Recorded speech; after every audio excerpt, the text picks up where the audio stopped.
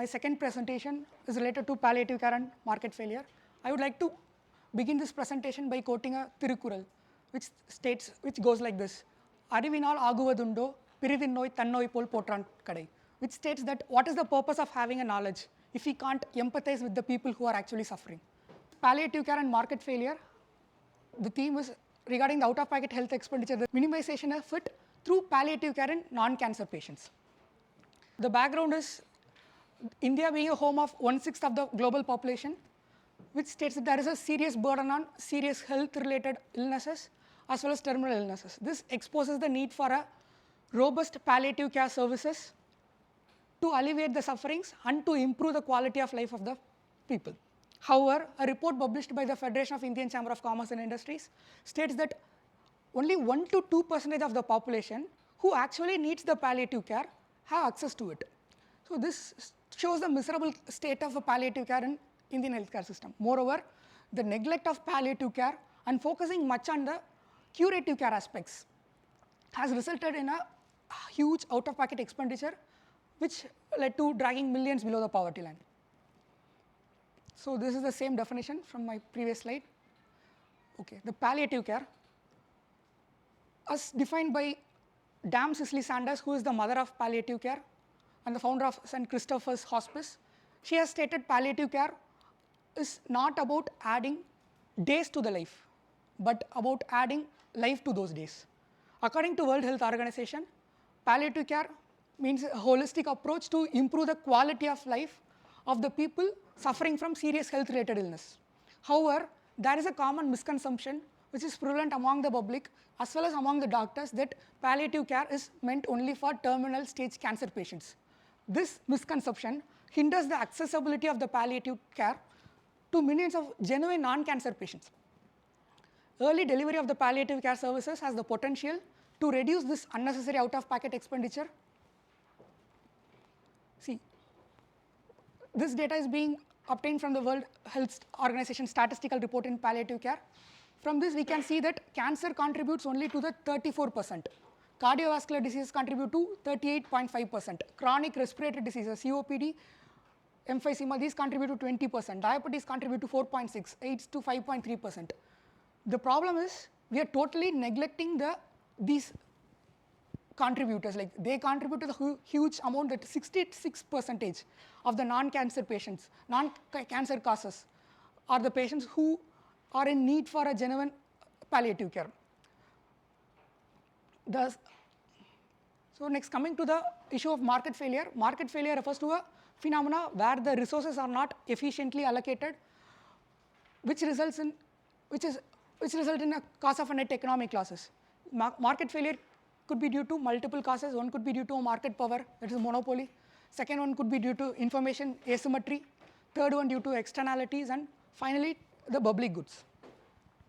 The relationship between the palliative care and market failure lies in terms of information asymmetry. First one is with respect to adverse selection of curative care over palliative care. Because the patients are not having a sufficient guidance and lack of awareness among themselves will enable them to choose, will force them to choose the curative care over the palliative care. Second one with respect to the principal agent problem, wherein the patient is the principal and doctor is the agent. But in the hope or in the hope of the advancements in healthcare sector, the doctor always preferred to choose the curative care because still there are some possibility of saving the life. So they will always go with the curative care. But the problem with the curative care is that for many of the terminal illnesses, this curative care itself reduces or worsens the quality of life of the patients. So existing policy interventions are the National Program for Palliative Care. In 2012, Ministry of Health and Family Welfare formed an expert group to suggest a report on palliative care, and it was named as Proposal of Strategies for Palliative Care in India. In India, the palliative care is subsumed under the National AIDS Control Program and the National Program for Prevention and Control of Cancer, Diabetes and Cardiovascular Disease and Stroke.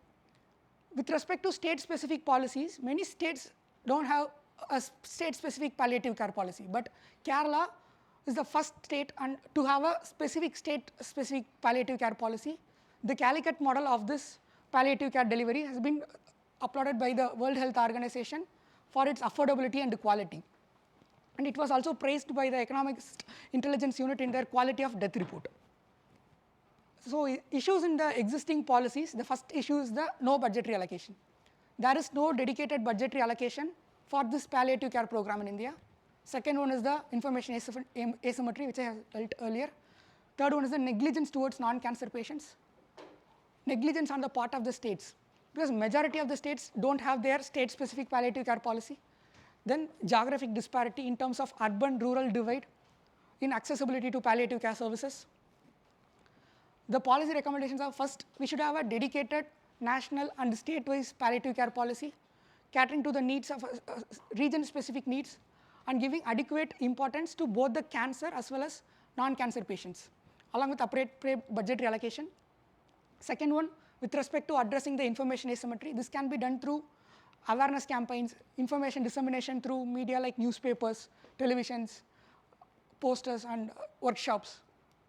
Moreover, there is also a need to educate doctors, because a survey conducted by Palliative states that many of the doctors are not even aware of the palliative care services, that they are thinking that it's only meant for the terminal stage cancer patients. Third one is with respect to ensuring efficiency without compromising the equity. This can be fulfilled through the community-based palliative care management movement. There is a movement called Neighborhood Network of Palliative Care. It is a joint venture between the NGOs as well as the community health workers as well as health volunteers to promote a decentralized mechanism for providing palliative care services to the patients who are actually in need of it. Third one, reducing the government fiscal burden by promoting the engagement of cooperatives in the development of pain clinics and model palliative care and pain clinics. This has the potential to address the rural-urban disparity. Finally, the government incentivized business process innovation, which I have presented earlier. This is the expected benefit and the externality. Based on the altruistic social preference model of behavioral economics in health policy perspective, the major reason or aim for mainstreaming palliative care services is to improve the quality of life of the patients suffering from serious health-related illnesses. Because it was envisaged in the Menaka Gandhi case that Supreme Court has stated that the right to life doesn't mean a mere animal existence. It means a life with a dignified, life in a dignified manner. That is a dignified quality of life. To ensure this, there is a need to have how the right to life is dignified, the right to death should also be dignified. With the above mentioned policy interventions, it can be expected that the palliative care intervention at right time has the potential to reduce unnecessary hospitalizations, improves the quality of life of the patient suffering from serious health-related illness. It also has an important positive externality in terms of reducing the unnecessary out-of-pocket expenditure. If there is a positive externality and that is being underproduced in the market, it has to be supported by the government through government interventions, which can be through the government incentivized business process innovations. Thank you all.